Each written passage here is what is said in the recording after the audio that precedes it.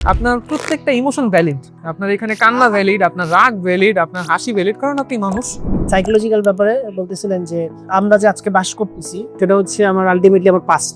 এটা সবার প্রথমে শুরু হয় আপনার ছোটবেলা থেকে। মোস্টলি আপনার জীবনে এখন যা হয়েছে, আপনার পার্সপেক্টিভ, আপনার চিন্তা ভাবনা, আপনার থিঙ্কিং প্যাটার্ন, প্রত্যেকটা জিনিস আসছে আপনার ছোটবেলা থেকে। আচ্ছা, যখন আপনি একদম ছোট অবুঝ, তখন থেকে আপনার ছোট ছোট একটা একটা ডিসিশনের কারণে আপনার লাইফের আজকে এই সিচুয়েশন আপনি আছেন। ছোটবেলা তো আমাদের কন্ট্রোল থাকে না, তাইলে এখন কন্ট্রোল থাকে না, এর মানে তো এটা না যে দোষ। এখানে দোষ আর গুণের কিছু নেই। আপনার প্রত্যেকটা ইমোশন ভ্যালিড। আপনার এখানে কান্না ভ্যালিড, আপনার রাগ ভ্যালিড, আপনার হাসি ভ্যালিড, কারণ আপনি মানুষ। হেরেছে আমার বলে ইমোশন কন্ট্রোল করতে হবে। ইমোশন কন্ট্রোল করার মানে এইটা না আপনি ইমোশন সাপ্রেস করবেন। ইমোশন কখনো সাপ্রেস করতে হয় না। ইমোশন হচ্ছে একটা এনার্জি।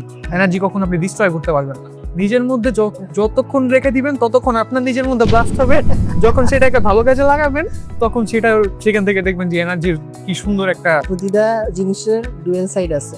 কারণ এই এনার্জিটা যখন হচ্ছে ভালো সাইডে ইউজ করা হবে তাহলে ভালো রেজাল্ট আসবে, আর যদি ওই এনার্জিটা নিজের মধ্যে ব্লাস্ট করা হয় তাহলে কঠিন খারাপ রেজাল্ট আসবে।